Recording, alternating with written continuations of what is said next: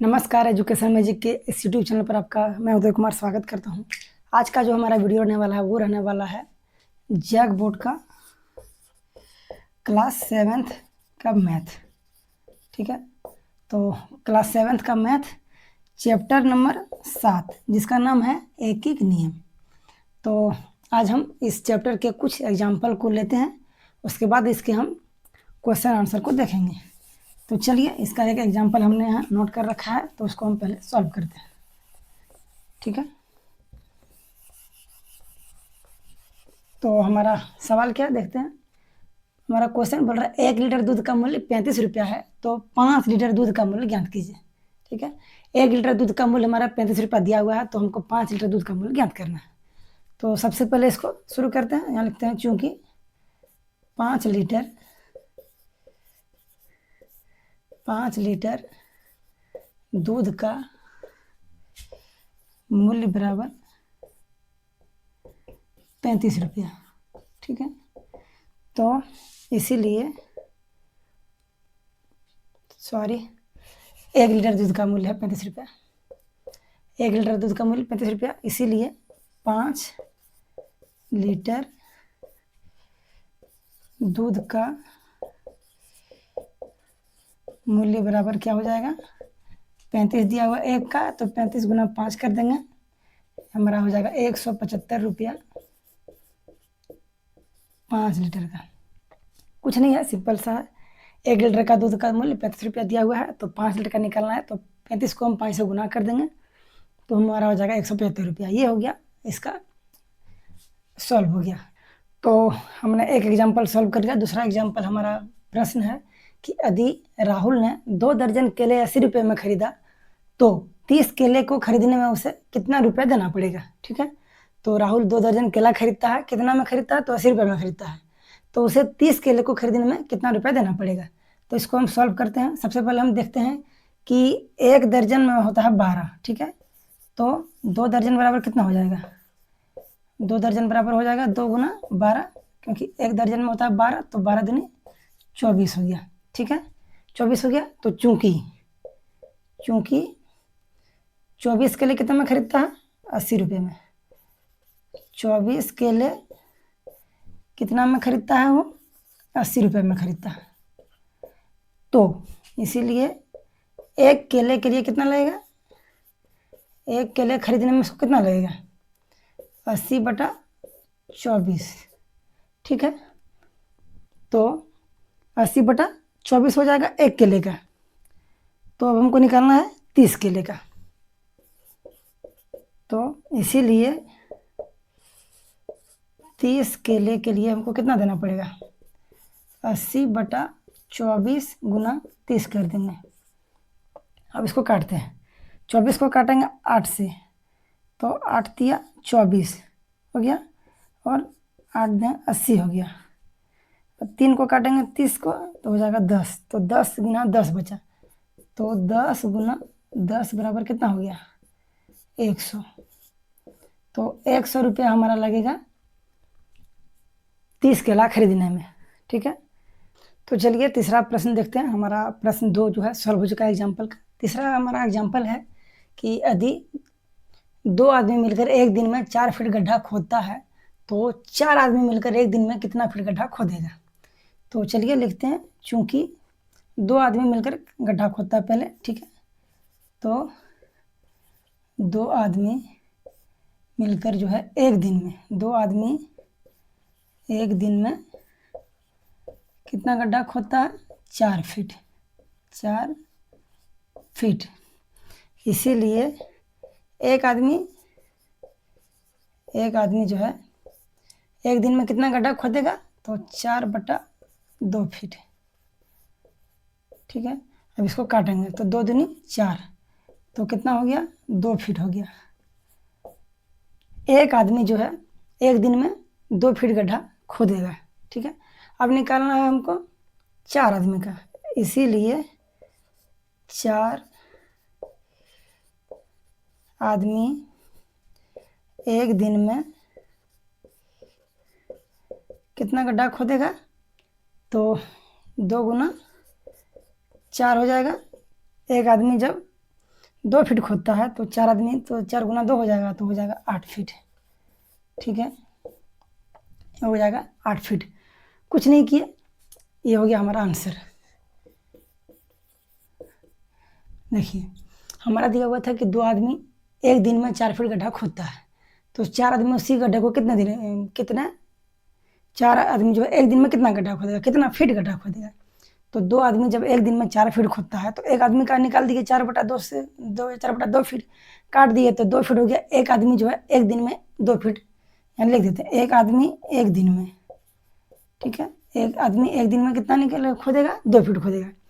तो उसी प्रकार से 4 आदमी एक दिन में कितना खोदेगा, तो 2 से गुना 2 गुना 4 कर दिए, 4 दूनी 8 फीट हो गया। ये हो गया इसका उत्तर। ठीक है, चलिए अगला सवाल देखते हैं क्या है। तो हमारा एक और प्रश्न है, 30 आदमी किसी कार्य को 24 दिनों में करता है, 18 आदमी उसी काम को कितनों दिनों में करेगा। तो लिखते हैं यहाँ, इसको सॉल्व करते हैं। क्योंकि 30 आदमी किसी कार्य को जो है, किसी कार्य को कितने दिनों में करता है, तो 24 दिन में करता है। अब हम निकालेंगे एक आदमी का, इसीलिए एक आदमी उसी काम को कितने दिनों में करेंगे, तो 24 गुना 30। ठीक है, 30 आदमी 24 दिन में करता है, तो एक आदमी का हो गया 24 गुना 30 दिन। अब हमको निकालना है 18 आदमी का, इसीलिए 18 आदमी उसी काम को कितने दिनों में करेंगे, तो 24 गुना 30/18 हो गया। ठीक है, 18 आदमी का निकालना है, तो अब इसको काटते हैं। 6 तिया 18, 6 चौके 24, 3 दे 30, तो बच गया 4 गुना 10। तो 4 गुना 10 कितना हो गया, 40 दिन। तो 40 दिन में कार्य को पूरा करेगा। सिंपल सा है, और फिर से देखते हैं। क्वेश्चन है हमारा कि 30 आदमी किसी कार्य को 24 दिनों में करता है, तो 18 आदमी उसी काम को कितने दिनों में करेगा। तो चूंकि जो हम 30 आदमी कार्य को 24 दिन में करता है, तो एक आदमी का निकाल दिए 24 गुना 30 दिन, और 18 आदमी का निकाले 24 गुना 30/18। इसको काटे, 6 तिया 18, 6 चौका 24, 3 से काटे 10 को, 3 दे 30 हो गया। तो 4 गुना 10 बचा, तो 4 गुना 10 बराबर हो गया 40 दिन। ये हो गया इसका आंसर। 40 दिन में 18 आदमी उसी कार्य को कंप्लीट करेगा। चलिए आगे बढ़ते हैं, नेक्स्ट सवाल की ओर देखते हैं। तो हमारा अगला जो एग्जाम्पल है, तो उदाहरण एक प्रश्न है कि विद्यालय में 150 बच्चों के लिए 22 दिनों की खाद्य सामग्री थी। किसी परिस्थितिवश विद्यालय में 70 बच्चे और आ गए, अब वह खाद्य सामग्री कितने दिन चलेगी। तो सबसे पहले हम देखते हैं कि हमारा बच्चा कितना था स्कूल का। तो 150 बच्चे थे पहले, ठीक है, और बाद में कितने आए, 70 आए, तो प्लस हो गया 70 बच्चे। तो कुल कितने हो गए, 220 बच्चे कुल हो गए हमारे टोटल। ठीक है, 220 बच्चे। अब चूंकि हमारा दिया हुआ है, चूंकि 150 बच्चों के लिए 22 दिन का खाना था, सामग्री था, तो 150 बच्चों के लिए 150 बच्चों के लिए खाद्य सामग्री कितने दिनों का था, 22 दिनों का था, 22 दिन का। ठीक है, तो इसीलिए एक बच्चे का